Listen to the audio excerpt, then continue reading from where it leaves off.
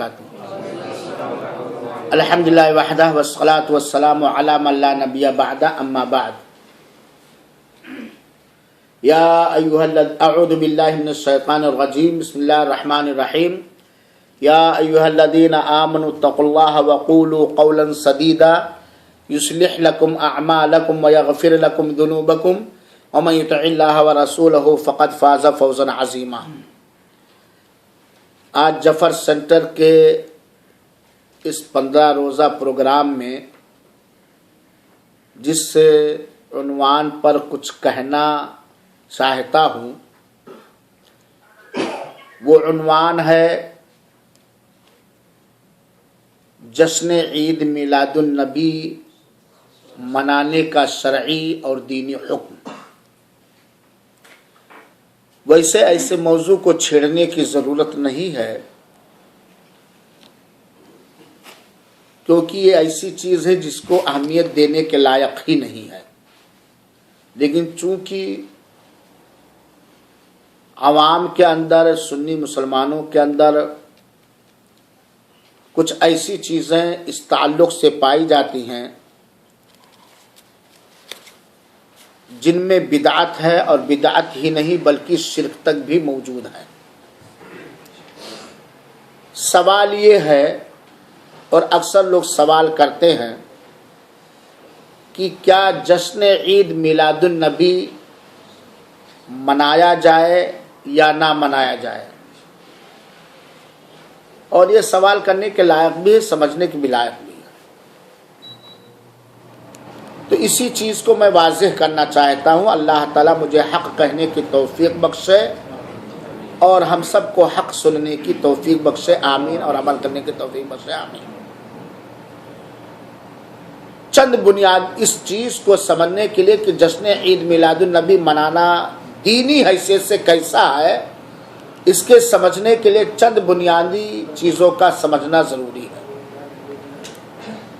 سب سے پہلی چیز جو سارے انسانوں پر اور خاص کر جو اپنے آپ کو مسلمان کہتے ہیں ان کے اوپر یہ واجب اور ضروری ہے، ان کے اوپر یہ فرض اور واجب اور ضروری ہے کہ وہ اپنے سارے معاملات میں، سارے عملوں میں اللہ تعالیٰ کی فرما برداری کریں اور رسول پاک جناب محمد مصطفیٰ صلی اللہ علیہ وسلم کی اطاعت و فرما برداری کریں، اور جب اللہ اس کے رسول کی بات آ جائے تو اس سے منہ نہ موڑیں، کیونکہ جو شخص اللہ اور اس کے رسول کی اطاعت و فرما برداری تابعداری کرے گا اللہ تعالیٰ اسے جنت نصیب فرمائے گا،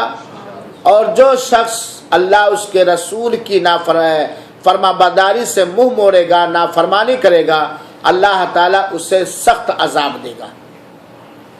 اللہ تعالیٰ نے قرآن مجید میں فرمایا، یا ایھا الذین آمنوا اتقوا اللہ وقولوا قولا سدیدا، اے ایمان والو، اے مومنو، اللہ تعالیٰ سے ڈرو اور مناسب بات کہو، قول سدید کہو۔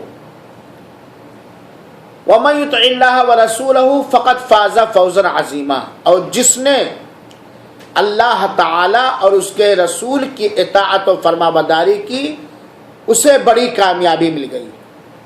گویا کامیابی حاصل کرنے کا سب سے پہلا ذریعہ، سب سے پہلی چیز اللہ اس کے رسول کی اطاعت و فرما برداری۔ تو ہر مسلمان کے اوپر واجب ہے کہ اللہ کی بات کو اور رسول کی بات کو مان لے، اور اللہ تعالی نے جہاں اپنی اطاعت کرنے کا حکم دیا ہے وہیں پر اپنے پیارے حبیب جناب مصطفیٰ صلی اللہ علیہ وسلم کی اطاعت و اتباع کرنے کا حکم دیا ہے۔ چنانچہ قرآن میں کئی آیتوں میں اللہ تعالیٰ نے فرمایا ہے، یا ایھا الذین آمنوا اطیعوا اللہ واطیعوا الرسول، اے ایمان والو اللہ کی اطاعت کرو اور رسول اللہ صلی اللہ علیہ وسلم کی اطاعت و فرما برداری کرو۔ بلکہ دوسری جگہ پر اللہ تعالیٰ نے فرمایا ہے اللہ کی اطاعت کرو، رسول کی اطاعت کرو، اور ان کی نافرمانی کر کے، اللہ اس کے رسول کی نافرمانی کر کے اپنے عملوں کو رائیگاں اور برباد اور بے سود نہ کرو۔ دوسری چیز تو اللہ اس کے رسول کی اطاعت ہر معاملے میں ہمارے اوپر فرض اور واجب ہے۔ جو اطاعت کرے گا زبان سے، عمل سے، دل سے، وہ جنت پائے گا۔ جو نافرمانی کرے گا اللہ تعالیٰ اسے دردناک عذاب دے گا۔ دوسری چیز جناب محمد صلی اللہ علیہ وسلم سے عقیدت کا، آپ پر ایمان لانا، آپ سے اپنی جان و مال، اولاد اور ساری چیزوں سے زیادہ محبت کرنا، آپ سے عقیدت کرنا، آپ کی دی ہوئی خبروں کی تصدیق کرنا اور آپ کے حکموں پر چلنا، یہی ایمان ہے، یہی اسلام ہے۔ اور اللہ کے رسول اکرم صلی اللہ علیہ وسلم سے نفرت کرنا، آپ کی ذات سے، آپ کی خوبیوں سے، آپ کی سنتوں سے، آپ کے حکموں سے نفرت کرنا یا اسے ناپسند سمجھنا، یا رسول اللہ صلی اللہ علیہ وسلم کے کسی فیصلے سے کے بنسبت کسی دوسرے کے فیصلے کو اچھا ماننا، یہ کفر ہے اور دائرے اسلام سے نکال دینے والی چیز ہے۔ اور ہر مسلمان کا سینہ محبت رسول صلی اللہ علیہ وسلم سے لبریز رہتا ہے، اور یہی وجہ ہے کہ مسلمانوں کے دلوں میں جو پیارے حبیب کی محبت ہوتی ہے، اسی محبت کا ناجائز استعمال کر کے بہت سارے لوگ مسلم قوم اور سماج کو خرافات کی طرف دھکیل دیتے ہیں۔ تیسری چیز میرے بھائیوں اور ساتھیوں، صحابہ کرام رضوان اللہ علیہم اجمعین اور سر فہرست خلفائے راشدین یا ان کے بعد کے صحابہ کرام کے دلوں میں جو نبی کریم صلی اللہ علیہ وسلم کی عقیدت تھی، جو آپ کی محبت تھی، جو آپ کا احترام تھا، وہ محبت، وہ احترام قابل احترام ہے، اور ویسی محبت ہم لوگوں کے دلوں میں ہرگز پائی نہیں جاتی۔ اللہ کے رسول اکرم صلی اللہ تعالی علیہ وآلہ وسلم نے اپنی امتیوں کو، ہم سب کو نصیحت کیا ہے، وصیت کیا ہے۔ کیا نصیحت کی ہے، کیا وصیت کی ہے؟ اور جب تک سارے وہ لوگ، چاہے علماء ہو یا عوام، سارے لوگ جب تک اس نصیحت پر عمل نہیں کریں گے، ان کے اندر بھائی چارگی، میل و محبت، اتفاق و اتحاد بالکل پیدا ہی نہیں ہو سکتا ہے۔ اگر کوئی چاہے کہ سارے مسلمان ایک ہو جائے، کئی بدن ایک جان ہو جائے، ہر ایک دوسرے کا احترام کرنے والا، عزت کرنے والا، خیر خواہ ہو جائے، اور مسلمانوں کی طاقت سپر طاقت ہو جائے، مضبوط ہو جائے، تو ضروری ہے وہ اللہ کے اس فرمان پر عمل کرے۔ وہ فرمان کیا ہے؟ وَاعْتَصِمُوا بِحَبْلِ اللَّهِ جَمِيعًا وَلَا تَفَرَّقُوا، اللہ کی رسی کو مضبوطی سے تھام لو اور آپس میں اختلاف نہ کرو، آپس میں اختلاف نہ کرو۔ اللہ کی رسی کو جب ہم مضبوطی سے تھامیں گے، تب ہمارے اندر جو بھی اختلاف ہوگا، جو بھی ناچاکی ہوگی، تبھی ختم ہو سکتی ہے۔ اللہ کی رسی سے مراد کیا ہے؟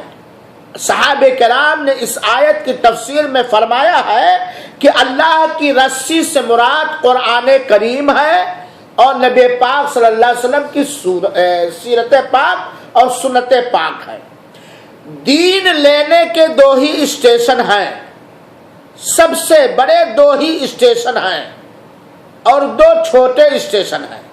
سب سے پہلے قرآن کریم سے دین کو لیا جائے گا، اور پھر ساتھ ہی ساتھ میں نبی کریم صلی اللہ علیہ وسلم کی سنت اور آپ کے صحیح حدیثوں سے دین کو لیا جائے گا۔ قرآن اور حدیث کے مطابق اگر کسی کا اجماع ہے، تب اس کے اجماع سے دین کو لیا جائے گا، اور قرآن و حدیث اور اجماع کے موافق اگر قیاس ہے، تب قیاس کو لیا جائے گا۔ لیکن قیاس اگر قرآن و حدیث کے خلاف ہے تو قیاس کو دلیل اور حجت نہیں مانا جائے گا۔ دوسری چیز، ہر ایک یہ دعویٰ کرتا ہے کہ ہم مسلمان ہیں، ہماری دلیل قرآن کریم ہے ہماری دلیل، سنت رسول ہے، لیکن یہاں یہ بھی سمجھنا ضروری ہے کہ قرآن کریم اور حدیث رسول کو دلیل کس نہج پر اور کس طریقے پر منائیں گے۔ ہر ایک کی سمجھ کا خیال اس میں نہیں کیا جائے گا کہ قرآن کی آیت کو جو جیسا چاہے سمجھے، حدیث رسول کو جو جیسا چاہے سمجھے۔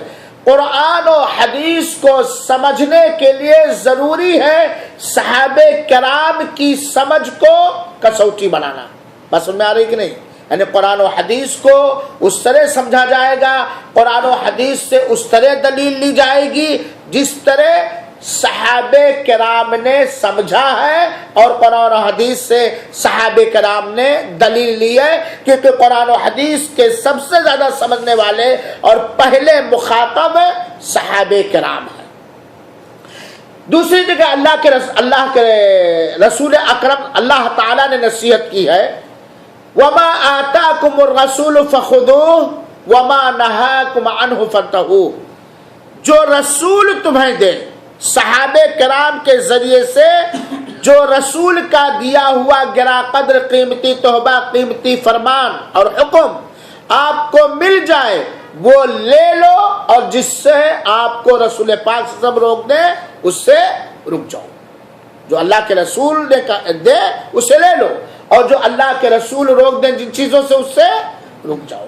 اللہ کے رسول نے کیا دیا ہے وہ بھی ایک نصیحت سنیے۔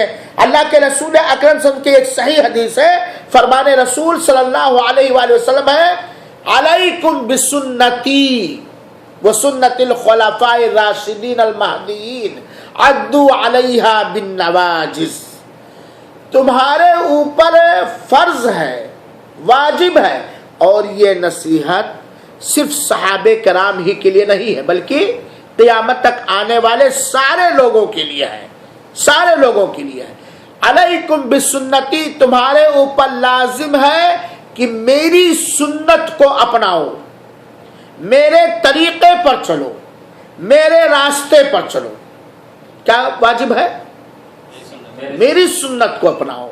سنت کے معنی طریقہ، سنت کے معنی راستہ، سنت کے معنی حدیث، سنت کے معنی دین کا ایک مرکز، ایک سنٹر، ایک مصدر۔ میری سنت پر چلو، میرے راستے پر چلو، میرے طریقے پر چلو۔ کیا مطلب؟ جو میں نے کیا ہے وہی کرو، اگر وہ چیز میرے لیے خاص نہیں ہے۔ بہت ساری چیزیں رسول اللہ صلی اللہ علیہ وسلم کے لیے کیا تھی؟ خاص تھی، جو امت کے لیے اجازت نہیں ہے کہ نہیں؟ جیسے کہ 8-9 بیویوں سے شادی کرنا وغیرہ وغیرہ۔ جیسے اللہ کے رسول اکرم صلی اللہ علیہ وسلم پر ایک طرح سے تہجد کی نماز فرض تھی، ہم لوگوں پر تہجد کی نماز فرض ہے نہیں، تو تم میرے راستے پر چلو، یعنی جو میں نے کیا ہے، جو میں نے، ذرا سمجھیے گا، جو میں نے کیا ہے، جتنا میں نے کیا ہے، جیسا میں نے کیا ہے، جہاں میں نے کیا ہے وہی کرو۔ جو میں نے کیا ہے وہی کرو، جیسا میں نے کیا ہے ویسا ہی کرو، جس جگہ میں نے کیا ہے اسی جگہ کرو، اور جس وقت میں نے کیا ہے اسی وقت میں کرو، ہے نا؟ میرے راستے پر چلو۔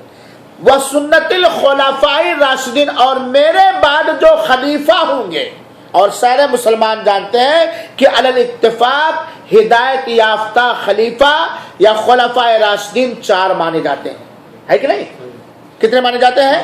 تو اللہ کے رسول کہتے ہیں وہ خلفائے راشدین، اور خلفائے جو ہمارے بعد خلفائے راشدین ہوں گے ان کے راستے پر چلو، جن کی گواہی دی ہے ہدایت یافتہ ہونے کی کہ وہ خلفائے راشدین کو ہدایت ملی ہوئی۔ اللہ کے رسول نے اپنی زندگی میں یہ گواہی، المہدیین، جن کو اللہ تعالیٰ ہدایت دے گا وہ ہدایت کے راستے پر ہوں گے، وہ قرآن اور سنت رسول پر ہوں گے۔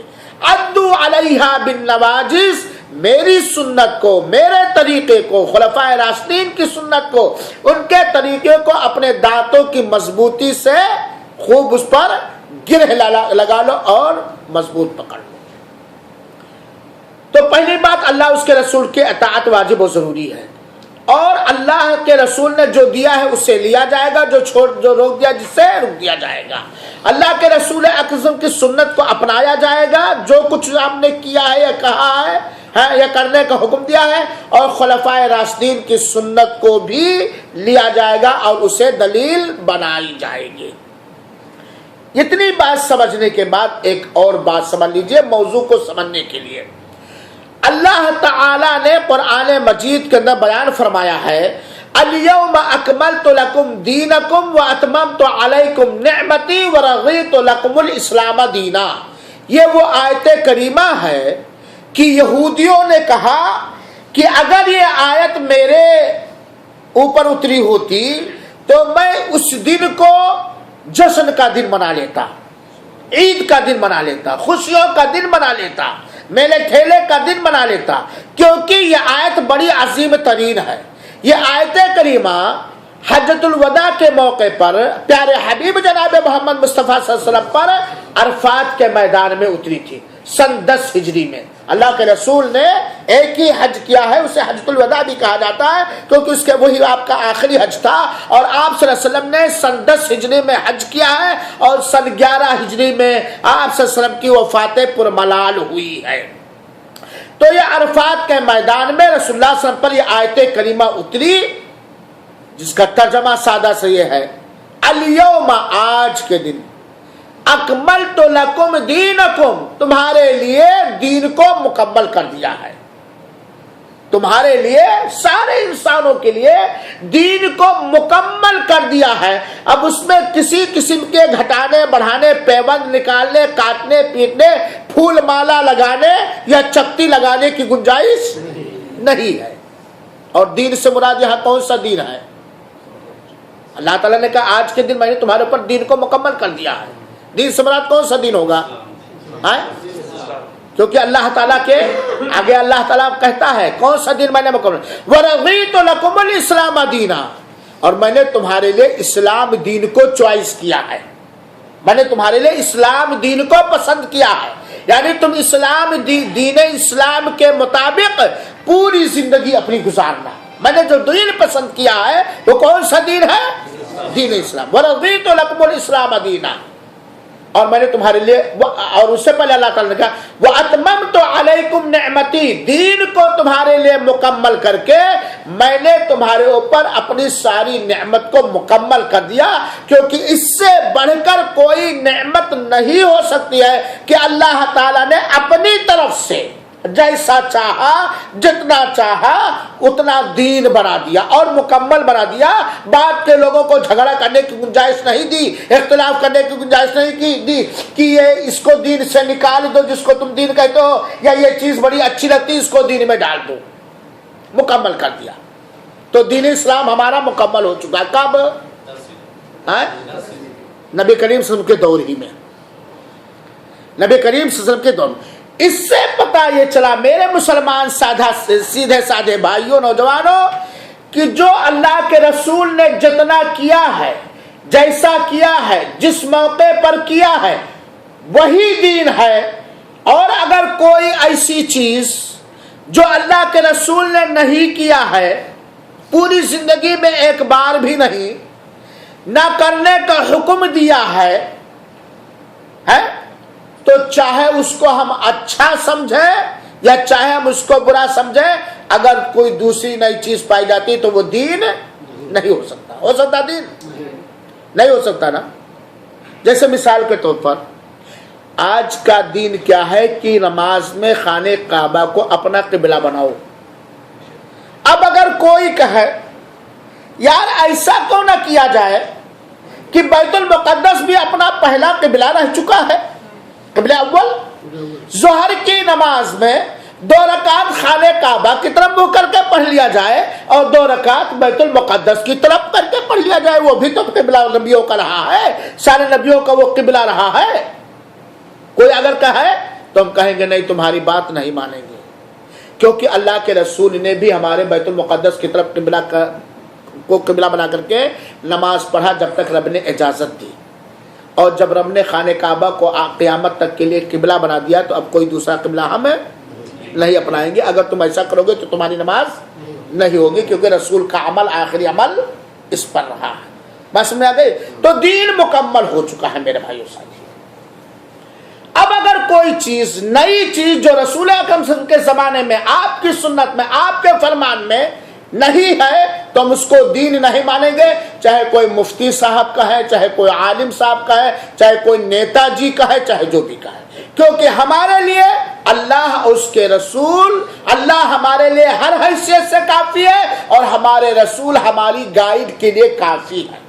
ہمارے رسول امانت دار تھے، اور پیارے حبیب جناب محمد مصطفیٰ صلی اللہ علیہ وسلم نے جتنی خیر تھی ہر خیر کی رہنمائی کر دی اور اس پر عمل کرنے کی دعوت دی، جتنا شر اور برائی تھی اس کی بھی رہنمائی کر دی اور اس سے بچنے کا حکم دیا۔ اسی لیے اللہ کے رسول اکرم صلی اللہ علیہ وآلہ وسلم ہر جمعہ کے خطبے میں یہ پڑھا کرتے تھے، ہر جمعہ کے خطبے میں یہ پڑھا کرتے تھے، اور آج بھی لوگ اس کو خطبہ حاجہ کے طور پر، نکاح کے موقع پر، جمعہ کے خطبے میں یا اہم موقعوں پر اس کو پڑھتے ہیں۔ اللہ کے رسول اکرم ہمیشہ پڑھا کرتے ہیں فَإِنَّ خَيْرَ الْحَدِيثِ کتاب اللہ، سب سے بہترین بات اللہ کی کتاب کی ہے، وَخَيْرَ الْهَدِيِ هَدِيُ محمد صلی اللہ علیہ وسلم، اور سب سے بہترین گائیڈ اور رہنمائی، نشاندہی، سربراہی نبی کریم صلی اللہ علیہ وسلم کی ہے۔ وَخَيْرُ الْهَدِيِ هَدِيُ محمد صلی اللہ علیہ وسلم وَشَرُّ الْأُمُورِ مُحْدَثَاتُهَا، سب سے بری چیز، گھٹیا چیز، سب سے گندی چیز، سب سے زیادہ نکارنے کے لائق چیز، سب سے زیادہ بھگانے اور دھتکارنے کے لائق چیز ہے کہ دین میں اپنی طرف سے کوئی نئی چیز گڑھ لینا، دین سمجھ کر کے، عبادت سمجھ کر کے اپنی طرف سے کوئی ایسی چیز گڑھ لینا اور اسے دین سمجھنا جسے اللہ کے رسول نے نہ کیا ہے اور نہ کرنے کا حکم دیا، کیونکہ کوئی ایسا خیر اور ایسی عبادت نہیں تھی جو اللہ کو پسند ہو اور جس سے اللہ راضی ہو، اللہ کے رسول نے نہ کیا ہو۔ صحیح بات ہے کہ نہیں؟ جس ذریعے سے بھی اللہ راضی ہو سکتا تھا اس ذریعے کی رہنمائی اللہ تعالیٰ وحی کے ذریعے کرتا گیا اور آپ اس پر عمل کرتے گئے۔ تو اب رب کو راضی کرنے کے لیے، دین اسلام کا نام روشن کرنے کے لیے، مسلمانوں کی طاقت کو ظاہر کرنے کے لیے اگر کوئی شخص کوئی ایسی چیز دین سمجھ کے کرے جو اللہ کے رسول نے نہیں کیا ہے، نہ کرنے کا حکم دیا ہے، تو یہ سب سے بری چیز ہے، کیونکہ یہ بدعت ہے، اور ہر بدعت کیا ہے؟ گمراہی ہے، اور ہر گمراہی جہنم میں لے جانے والی چیز ہے۔ دین کی باؤنڈری اللہ کے رسول نے کر دیا، یہ دین ہے، بس اسی پر کرو، اور اگر انسان جو اللہ کے رسول اکرم صلی اللہ علیہ وسلم نے کیا ہے اسی کو کر لے، یقیناً وہ اللہ کا ولی ہو جائے گا اور اسے اللہ تعالیٰ اپنی رحمت کے ذریعہ جنت الفردوس میں جگہ دے گا۔ بات سمجھ میں آ گئی اتنی؟ اب آئیے اصل مسئلے پر، کیا جشن عید میلاد النبی منایا جائے؟ جشن عید میلاد النبی کا مطلب یہ ہے کہ نبی کریم صلی اللہ علیہ وسلم کی تاریخ پیدائش کے دن کو ہر سال کوئی جشن، کوئی محفل، کوئی سبھا، کوئی پروگرام، رسول چاہے وہ رسول کی سیرت بیان کرنا ہو یا نعت پڑھنا ہو یا غریبوں کو کھلانا ہو یا مسجدوں کو قمق میں لگانا ہو یا پروگرام وغیرہ کرنا ہو، یہ جشن عید میلاد النبی میں سوال کیا یہ منایا جائے کہ نہ منایا جائے؟ بس ہے مسئلہ نا، اور منایا بھی جا رہا نا، کیوں ٹی وی ماننے کے لیے ٹی ویوں پر بھی آ رہا ہے، بہت سارے اخبارات میں بھی آ رہا ہے، اور بہت ساری حکومتوں نے اس دن کو چھٹی کا دن بھی مان لیا ہے کہ نہیں؟ منایا جائے کہ نہ منایا جائے؟ ہم یہ کہیں گے کہ اگر رب کے حبیب آقا نے، مدینہ والے نبی نے، جن پر قرآن کریم اترا، جو سارے لوگوں سے افضل و بہتر ہے، جو سید الاولین والآخرین ہیں، جو صاحب حوض و کوثر ہیں، جو صاحب یوم محشر ہیں، جو ہمارے امام ہیں، آپ کے امام ہیں اور سارے لوگوں کے امام ہیں، جن کے پاس کوئی جھوٹ نہیں، کوئی غداری نہیں، کوئی خیانت نہیں، جو اپنی طرف سے کچھ نہیں بولتے تھے، جو کچھ بولتے تھے وہ رب کا پیغام، رب کا حکم اور رب کی جانب سے وحی ہوا کرتی تھی، جن کے اوپر دین اسلام مکمل ہو گیا اور جن کی ہدایت سب سے بہترین ہدایت ہے، جن کی رہنمائی سب سے بہترین رہنمائی ہے، جنہوں نے رب کو راضی کرنے کے ان سارے راستوں کو اختیار کیا جن راستوں سے رب راضی ہو سکتا تھا اور رب نے حکم دیا، جو ساری برائیوں سے بچتے رہے جن برائیوں سے رب ناراض ہو سکتا تھا یا رب نے بچنے کا حکم دیا۔ پیارے نبی سے لیا جائے، کیا جن کی یوم پیدائش منا رہے ہیں، کیا انہوں نے منایا اپنی یوم پیدائش؟ سوال آئے گا کہ نہیں آئے گا؟ کہاں سے لیں گے دین کو؟ جا کے چاہے کہاں سے لے لیں گے یہ دین ہے؟ کیونکہ عبادت کے طور پر لوگ کرتے ہیں، دین کے طور پر لوگ کرتے ہیں، رسم و رواج کے طور پر لوگ کرتے ہیں. کچھ لوگ دین سمجھ کر کے، کچھ لوگ عبادت سمجھ کے، کچھ لوگ رسم و رواج کے طور پر کوئی کر رہے ہیں. رسم و رواج کا دینی چوکا پہنا کر کے رسم و رواج کا بھی وہیں سے لیا جائے گا جہاں سے جو اللہ کے رسول نے کیا ہے. میرے بھائیو ساتھیو، آپ کے دربار میں 2 سوال میں کر رہا ہوں اس وقت. آپ کو جتنا دینی معلومات ہے اس حساب سے جواب اپنے من میں دیجئے، زبان سے دیجئے.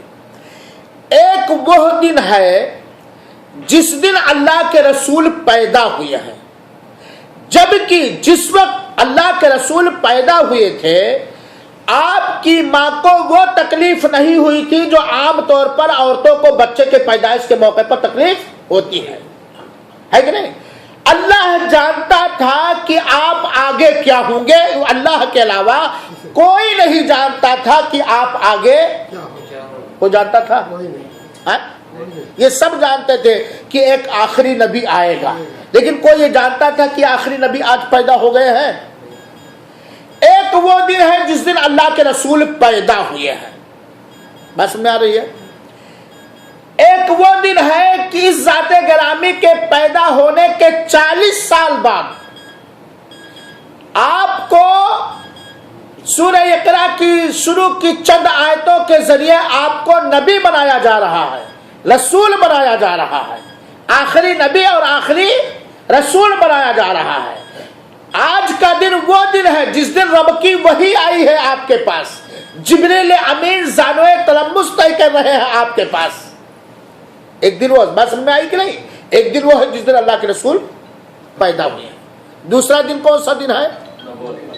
جس دن نبی بنایا گیا، رسول بنایا گیا، رب کی وحی کا سلسلہ شروع ہو گیا، جبریل امین آئے، رسول بنا دیا گیا آخری قیامت تک کے لیے آخری رسول. ان دونوں دنوں میں پیدائش کا دن اور وہ دن جس دن آپ کو نبی بنایا گیا، قرآن اترنا شروع ہو گیا، کون سا دن مہتوپورن اور اہمیت اور افضل کے لائق ہے؟ بتائیے. کون سا دن ہے ڈاکٹر صاحب؟ ہے کہ نہیں؟ اس نبوت پانے سے پہلے جو 40 سالہ زندگی آپ کی تھی وہ عام زندگی تھی، اتباع کے لائق وہ زندگی تھی. بات سمجھ میں آئی کہ نہیں سمجھ میں آئی؟ نبی بنائے جانے سے پہلے جو آپ کا 40 سال گزرا ہے، کیا وہ بحیثیت نبی گزرا ہے؟ نہیں. بحیثیت رسول گزرا ہے؟ نہیں. کیا وہ پیروی کے اس میں جو کچھ آپ صلی اللہ علیہ وسلم نے کیا، کیا وہ پیروی کرنے کے لائق ہے؟ اگر نبی نے بعد میں حکم دیا تھا پیروی کرنے کے لائق، ورنہ وہ عام دن آپ کا. سارے لوگ اسی بات کو کہتے ہیں کہ یوم پیدائش سے افضل، برتر، بڑھ کر عزت کے لائق دن وہ دن ہے جس دن آپ کو نبی بنایا گیا. تو جشن یوم نبوت منانا چاہیے، کیونکہ وہیں سے آپ کی زندگی کی اسٹارٹ ہوتی ہے، شروعات ہوتی ہے، آپ کے مرتبے کی شروعات ہوتی ہے، آپ کی اہمیت کی شروعات ہوتی ہے، آپ کے مقام و رتبے کے اسی دن سے آپ کی زندگی میں سب سے اہم دن اگر دیکھا جائے، بہت سارے دن آپ کے اہم رہے ہیں، سب سے اہم دن ہے وہی دن جس دن آپ کو نبوت ملی. لیکن کوئی جشن یوم نبوت مناتا ہے؟ ہاں بھائی جان، یہ کون سی بات ہوئی؟ بریانی اور مندی موجود ہے، جو آ رہے روٹی چٹنی کھانے، افضل دن موجود ہے، اس کو تو نہیں مناتے. کیوں نہیں مناتے؟ آخر کیوں نہیں مناتے بھائی؟ اللہ نہ کرے کہ کوئی ایسا پیدا ہو وہ بھی منانے لگے. کیوں نہیں مناتے؟ کیا وہ اہمیت کا دن نہیں ہے؟ کیا وہ برکت کا دن نہیں ہے؟ وہ افضل دن نہیں ہے؟ یوم پیدائش سے وہ افضل، یوم پیدائش وجود کا دن ہے، لیکن وجود کا جو اصل مقصد ہے وہ دن کا اظہار 40 سال کے بعد جس دن نبوت اتری، رسالت اتری، وہ دن ہے میرے بھائیوں ساتھ. دوسری بات، اس بات پر آپ سب کو گواہ بنا کر کے کہی جاتی ہے کہ قرآن کریم کی کسی بھی آیت کریمہ سے یا نبی کریم صلی اللہ علیہ وسلم کی صحیح سنت اور صحیح حدیث سے آپ کے پورے نبوت سے پہلے کا جو زمانہ 40 سال کا رہا اس میں، یا نبی بنائے جانے کے بعد جو 13 سال آپ بحیثیت رسول اور نبی مکہ میں توحید کی دعوت دیتے رہے 13 سال اس میں، یا مدنی زندگی میں جس کی مدت 10 سال ہے، کل آپ کی عمر کتنے سال کی ہے؟ 63 سال۔ 63 سالہ زندگی میں چاہے آپ نبی اور رسول رہے ہوں یا نہ رہے ہوں، کبھی بھی کسی بھی سال ایک سال بھی آپ نے اپنی برسی یا برتھ ڈے یا جشن عید میلاد النبی نہیں منایا، کبھی بھی نہیں۔ بہت ساری خوشیاں آپ نے منائی، بہت سارے غم آپ پر آئے، بہت سارے۔ ایک وہ دن بھی تھا کہ جس دن اللہ کے رسول ہجرت کر کے آئے اور صحابہ کرام جو پہلے مدینہ والے مسلمان ہو چکے تھے آپ کی آمد میں خوشی منا رہے تھے، آپ کی آمد میں خوشی منا رہے تھے۔ مکہ فتح ہوا، دلی خوشی ہوئی، لیکن اس کے لیے کوئی جلوس نہیں نکالا، کوئی پروگرام نہیں کیا اللہ کے رسول اکرم صلی اللہ علیہ وسلم نے۔ تو اللہ کے رسول اکرم سے بذات خود اپنا 63 سالہ زندگی میں، 40 سالہ نبوت سے پہلے اور 23 سالہ نبی اور رسول ہونے کے بعد کبھی بھی کسی بھی موقع پر ایک سال بھی اپنی برسی یا اپنی پیدائش کا جشن کا دن یا کسی پروگرام کا دن نہیں منائے۔ کبھی ایسا نہیں ہوا ہے کہ اللہ کے رسول نے کہا آؤ بلال، آؤ ابو بکر، آؤ عمر، آؤ عثمان، آؤ فاطمہ، آؤ کلثوم، آؤ زینب و رقیہ، آؤ فلاں و فلاں، آج ہماری پیدائش کا دن ہے، آج میری تعریف میں نعت کہو، آج میرے اخلاق بیان کرو، آج میری سیرت بیان کرو، آج مدینہ کے گلیوں کو منور کرو، روشن کرو، آج اسٹیج سجے گا، آج یہ ہوگا، آج وہ ہوگا، جبکہ اللہ کے رسول موجود تھے اور ضرورت بھی تھی کہ آپ کا جشن عید میلاد النبی منایا جائے، ضرورت بھی تھی، لیکن اس کے باوجود بھی اللہ کے رسول نے نہیں کیا۔ تو جب اللہ کے رسول اکرم صلی اللہ علیہ وسلم نے نہیں کیا تو آپ کے کسی امتی کے لیے کرنا مناسب ہوگا؟ کیا کوئی نبی سے بڑھ کے ہو سکتا ہے؟ ہو سکتا ہے؟ نہیں ہو سکتا نا۔ تو جب نبی نے نہیں کیا ہے تو نبی کے امتیوں کو بھی کرنے کی گنجائش اور اجازت نہیں۔ چلو ہو سکتا ہے کوئی یہ کہے کہ بھائی نبی کریم صلی اللہ علیہ وسلم بہت ہی متواضع اور خاکسار تھے، چنانچہ آپ نے اپنی زندگی میں اپنے پیدائش کے دن کو خوشی یا محفل یا عید کا دن نہیں منایا ہے نا۔ تو آپ جس کے بارے میں سن چکے، اللہ کے رسول نے کہا ہدایت پانے والے خلفائے راشدین کی سنت کو اپناؤ۔ اللہ کے رسول اکرم صلی اللہ علیہ وسلم کی دنیا سے رخصتی کے بعد خلیفہ کون ہوئے ہیں مسلمانوں کے؟ ابو بکر صدیق، جن کو صدیق کا لقب ملا، اور یہ ہمارا ایمان ہے اور آپ کا بھی ہونا چاہیے کہ اللہ کے رسول اکرم صلی اللہ علیہ وسلم کے امتیوں میں سب سے اونچا رتبہ اللہ کے ہاں، اس کے رسول کے ہاں، مومنوں کے ہاں ابو بکر صدیق کا ہے۔ ابو بکر یار غار ہیں، رسول اکرم صلی اللہ علیہ وسلم کے سسر ہیں، سنتے ہی معراج کے واقعے کی تصدیق کیا ہے ابو بکر رضی اللہ عنہ نے، اور جنتی ہیں، اور کیا ہے؟ جنتی ہیں۔ 2.5 سال تک انہوں نے خلافت کیا ہے رسول اللہ صلی اللہ علیہ وسلم کے پاس، نبی کریم صلی اللہ علیہ وسلم کے طرز پر، اس کے طریقے 2.5 سال تک۔ 2.5 سال میں کم سے کم 2 بار تو 12 ربیع الاول آیا ہی ہوگا۔ کیا ابو بکر نے منایا؟ کیا ابو بکر کو رسول سے محبت نہیں تھی؟ کیا مسلمانوں کی طاقت غیر مسلموں کے ہاں، یہودیوں کے ہاں نہیں ظاہر کرنا چاہتے تھے؟ کیا وہ ضرورت اس کی نہیں محسوس کیے؟ نہیں۔ کیوں؟ کیونکہ ابو بکر نے سیکھا تھا، سنا تھا، جو رسول تمہیں دے اسے لے لو اور جس سے رسول روکے اسے رک جاؤ۔ ابو بکر نے سنا تھا، سمجھا تھا، مانا تھا، عمل کیا تھا کہ اللہ کی اطاعت کرو، رسول کی اطاعت کرو۔ اور ابو بکر نے سنا تھا، مانا تھا، سمجھا تھا، قل ان کنتم تحبون اللہ فاتبعونی یحببکم اللہ۔ اگر تم لوگ، اے لوگو، تم یہ دعویٰ کرتے ہو کہ ہمیں نبی سے محبت ہے تو نبی ہمیں اللہ سے محبت ہے، فاتبعونی، تو میری اتباع، میری پیروی، میری تابعداری کرو۔ یعنی نبی اگر یہ دعویٰ کرتے ہو کہ اللہ سے تمہیں محبت ہے تو میری پیروی کرو۔ کس کی پیروی کرو؟ اللہ کے رسول کی پیروی کرو، تابعداری کرو۔ ابو بکر نے سنا تھا، مانا تھا، سمجھا تھا، اس پر عمل کیے تھے۔ آج جو لوگ جشن عید میلاد النبی مناتے ہیں، منانے کا دعویٰ کرتے ہیں کسی بھی انداز کا، وہ یہ کہتے ہیں کہ ہمیں نبی سے عقیدت و محبت ہے، انہیں یہ آیت کریمہ ان کے تماچے پر جوتے رسید کریں ان کے گالوں پر کہ اگر تم یہ دعویٰ کرتے ہو کہ تمہیں اللہ سے محبت ہے تو تم اللہ کے آخری پیغمبر کی اس معاملے میں کیا کرو؟ پیروی کرو۔ اور اللہ کے رسول نے کبھی جشن عید میلاد النبی نہیں منایا، تو ابو بکر نے بھی نہیں منایا۔ ان کے بعد سب سے اونچا رتبہ عمر رضی اللہ تعالیٰ عنہ کا ہے نا، جن کو دیکھ کر کے شیطان بھاگتا تھا، جن کو دیکھ کر کے بڑی فضیلت ہے، اور یہ بھی جنتی ہے۔ 10 سال تک خلافت انہوں نے کیا، کتنے سال تک؟ اور ان کی خلافت میں اسلام بڑی تیز رفتاری کے ساتھ پھیلا، کسر و کسرا ڈھا گئے میرے بھائیوں ساتھیوں۔ 10 سال میں کم سے کم ربیع الاول 9 بار یا 10 بار تو ضرور آیا۔ کیا عمر کو رسول اللہ صلی اللہ علیہ وسلم سے عقیدت نہیں تھی؟ کیا وہ دیندار نہیں تھے؟ کیا انہوں نے دین کو نہیں سمجھا تو جو آج کے لوگوں نے سمجھ لیا ہے؟ انہوں نے بھی نہیں منایا۔ اگر کوئی مائی کا لال پیش کرے دلیل، کہیں ضعیف روایت بھی لا کر کے پیش کرے کہ ابو بکر نے منایا ہو۔ ان کے بعد خلیفہ ہوتے ہیں حضرت عثمان رضی اللہ عنہ جو نبی کریم صلی اللہ علیہ وسلم کے ڈبل داماد ہیں۔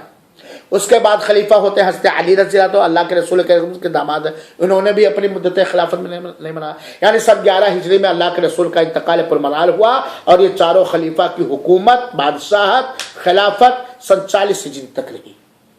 40 ہجری تک، سمجھ میں آئی؟ 40 تک، ایک نبوت سے لے کر کے 40 ہجری تک عید میلاد النبی، جشن عید میلاد النبی کا ثبوت نہیں ملتا۔ اس کے بعد دور آتا ہے معاویہ کا، یزید کا، پھر تابعین کا، پھر تبع تابعین کا۔ آخری صحابی کا انتقال 110 ہجری میں ہوا ہے میرے بھائیو ساتھ، آپ نے تمہیں کا آخری صحابی کا انتقال، جو لاسٹ صحابی تھے، صحابی کہا جاتا ان کو جنہوں نے ایمان کے حال میں اللہ کے رسول کو دیکھا ہو اور ایمان ہی کے حال میں ان کی وفات ہوئی ہو، اس آخری صحابی کا انتقال 110 ہجری میں ہوا ہے۔ 110 ہجری میں آخری صحابی تک کے دور تک بھی جشن عید میلاد النبی کا منانے کا زمانہ ہے۔ پھر بنو امیہ کا دور آیا، ان کے زمانے میں بھی نہیں۔ بنو عباسیہ کا دور آیا، ان کے زمانے میں بھی نہیں۔ اللہ کے رسول اکرم صلی اللہ علیہ وسلم کے 400 سال کے بعد، کتنے سال کے بعد؟ 400 سال کے بعد مصر سے یہ خرافات آئی ہے جو شیعوں کے ایجاد کیا ہے میرے بھائیو ساتھیوں۔ مصر میں ایک فاطمی شیعی بادشاہ ہوا جس نے 5-6 عید میلاد النبی ایجاد کیا۔ جشن عید میلاد النبی، جشن عید میلاد علی، جشن عید میلاد فاطمہ، جشن عید میلاد حسن، جشن عید میلاد حسین، اور اس وقت کا جو حاکم ہو اس کا 400 سال تک بھی جشن عید میلاد النبی منانے کا ثبوت نہیں ملتا ہے۔ تو جب اللہ کے رسول نے نہیں منایا، آپ کے خلفائے راشدین نے نہیں منایا، کسی بھی طرح، نہ چھوٹا نہ بڑا، نہ صحابہ کرام نے بنایا، اور جن کی لوگ تقلید کرتے ہیں یا اپنا امام مانتے ہیں، کس کو ہندوستان اور پاکستان والے اپنائیں؟ یا تو امام شافعی کو، یا تو امام ابو حنیفہ رحمۃ اللہ علیہ کو، یا تو امام مالک کو، یا تو امام احمد بن حنبل کو۔ صحیح بات ہے کہ نہیں ہے؟ ان لوگوں نے بھی کہیں نہیں منایا، نہ منانے کا حکم دیا۔ آپ کہتے ہو میں حنفی ہوں، میں شافعی ہوں، میں مالکی ہوں، میں فلاں ہوں، ان لوگوں نے نہیں منایا ہے۔ اگر منایا ہے اور منانا شروع کیا ہے تو شیعوں نے، رافضوں نے شروع کیا ہے، سنیوں نے نہیں۔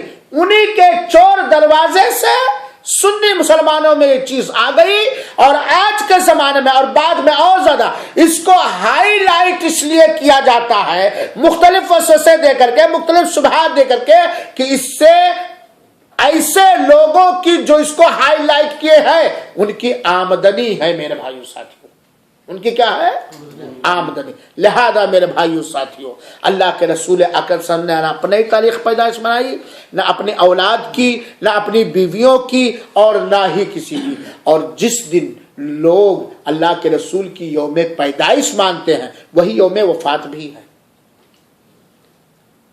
اور یوم پیدائش میں تو اختلاف بھی ہے میرے بھائی، دن میں ایک ہے سب کے یہاں، سوموار کا دن، صبح کا وقت، لیکن آپ کی پیدائش کس دن ہوئی؟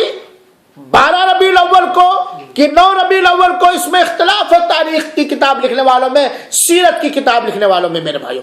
کچھ لوگ کہتے ہیں اللہ کے رسول اکرم صلی اللہ علیہ وسلم کا کی ولادت 9 ربیع الاول کو ہوئی ہے، اور کچھ لوگ کہتے ہیں اللہ کے رسول اکرم صلی اللہ علیہ وسلم کی ولادت 12 ربیع الاول کو ہوئی ہے۔ یہ اختلاف ہے، کون حق پر کون غلط پر، اس کی تحقیق کی ہمیں ضرورت نہیں، کیونکہ اس زمانے میں کوئی نہیں جانتا تھا کہ محمد عبداللہ کا دلارا آگے چل کے کیا بنے گا، اس لیے کسی نے تاریخ لکھا ہی نہیں۔ اور یہ اختلاف کا ہونا کہ 9 ربیع الاول کو پیدائش ہوئی کہ 12 ربیع الاول کو پیدائش ہوئی، یہ اس بات کا ٹھوس ثبوت ہے، پکی دلیل ہے کہ صحابہ کرام کے زمانے میں جشن عید میلاد النبی تھا ہی نہیں، ورنہ یہ اختلاف ہوتا ڈاکٹر صاحب نہیں ہوتا نا۔ صحابہ کرام، لوگ کہتے ہیں کہ ابو بکر نے اپنے خلافت میں اس تاریخ کو بنایا، عمر نے اپنے خلافت میں، تو یہ اختلاف کا پایا جانا اس بات کی دلیل ہے کہ جشن عید میلاد النبی منانا بدعت ہے، گمراہی ہے، اور وہ نہ منانا، نہ شریک ہونا، اور نہ ہی اس میں کسی طرح کا تعاون کرنا بالکل جائز۔ جیسے نصارہ کا، کرسچنوں کا جو کرسمس ڈے ہے اس میں جانا جائز، اس کو منانا جائز، اس میں شرکت کرنا جائز، وہ بھی عیسیٰ علیہ السلام کی یوم پیدائش مناتے ہیں۔ ایسے ہی عید میلاد النبی یا 12 ربیع الاول کو جو پروگرام ہوتے ہیں اس میں شرکت کرنا، اس میں تعاون کرنا، اسے منانا زبان سے یا دل سے، کسی بھی طریقے سے، سیاسی حیثیت سے یا غیر سیاسی، کسی بھی طریقے سے یہ جائز اور درست نہیں ہے، یہ خرافات ہے، یہ بدعت ہے۔ دوسری بات کہ جہالت کی وجہ سے اس مسلمانوں کے اندر صحیح اسلامی عقیدے کی تعلیم نہ ہونے کی وجہ سے بہت سارے لوگ، ذرا سنیے گا اور 2 منٹ، یہ عقیدہ رکھتے ہیں کہ اللہ کے رسول اکرم صلی اللہ علیہ وسلم میلاد کی محفل میں، جشن عید میلاد النبی میں اپنے جسم و جان کے ساتھ حاضر ہوتے ہیں، اسی لیے کھڑے ہو کر کے لوگ آپ کے احترام میں کھڑے ہو کر کے لوگ صلاۃ و سلام پڑھنے لگتے ہیں۔ اگر کسی کا، یہ تو جشن عید میلاد النبی منانا بدعت و گمراہی، اور اگر کسی کا یہ عقیدہ ہے کہ اللہ کے رسول اکرم صلی اللہ علیہ وسلم ہمارے میلادی پروگراموں میں، جشن عید میلاد النبی میں یا جشن یوم وفات میں اللہ کے رسول اپنے روح اور جسم کے ساتھ یا خالی روح کے ساتھ یا خالی جسم کے ساتھ دنیا میں آتے ہیں، اور اس سے جو مانگو وہ دیتے ہیں، وہ سنتے ہیں، وہ مشکل کشائی کرتے ہیں، وہ حاجت روائی کرتے ہیں، وہ امیدوں کو پوری کرتے ہیں، وہ دعاؤں کو سنتے ہیں، وہ نفع نقصان پہنچاتے ہیں، وہ نفع نقصان روکتے ہیں، تو ایسا عقیدہ رکھنا یہ شرک ہے۔ کیا ہے؟ شرک۔ کیونکہ قرآن اور رسول کا جو فرمان ہے وہ یہ ہے کہ دنیا سے موت کے ذریعہ برزخ کی زندگی میں جانے والا دوبارہ واپس نہ روح کے ساتھ آ سکتا ہے، نہ روح اور جسم دونوں کے ساتھ آ سکتا ہے، اور نہ جسم ہی آ سکتا ہے، کوئی نہیں آ سکتا کوئی، وہ اپنے برزخی زندگی میں ہے میرے بھائیو ساتھیوں۔ اور اللہ تعالیٰ نے، اللہ کے رسول نے سکھایا کہ جو کچھ مانگنا ہے وہ کس سے مانگو؟ کس سے مانگو؟ اللہ تعالیٰ سے مانگو، اللہ تعالیٰ کی کسی بھی مخلوق سے نہ مانگو۔ تو یہ عقیدہ رکھنا شرک ہے، اور یہ چیز جہنم میں لے جانے والی۔ لہذا میرے بھائیوں، جو اللہ نے مجھے توفیق دی، میں نے عرض کیا، اگر اطمینان ہوا، سمجھ میں بات آ گئی تو الحمدللہ اللہ کا شکر ہے، اور اگر نہیں اطمینان ہے، سمجھ میں بات نہیں آئی، تو آپ کی یہ دینی ذمہ داری ہے کہ آپ اس میں اور چھان بین کریں اور تحقیق کریں، تاکہ آپ سنت کے پیروکار بن کر کے اپنے رب سے ملاقات کریں، خرافات اور بدعت کر کے رب سے ملاقات نہ کریں۔ اور اگر کسی نے کیا ہے انجانے میں تو وہ توبہ کرے۔ اللہ تعالی ہم سب کو ہر بدعت و شرک سے اور ہر بدعملی سے محفوظ رکھے، دور رکھے، ہر سنت کی پیروی کرنے، سنت پڑھنے سمجھنے، اس کی تبلیغ کرنے اور اس پر عمل کرنے کی توفیق عطا فرمائے، آمین۔ وصلی اللہ وسلم علی نبینا محمد۔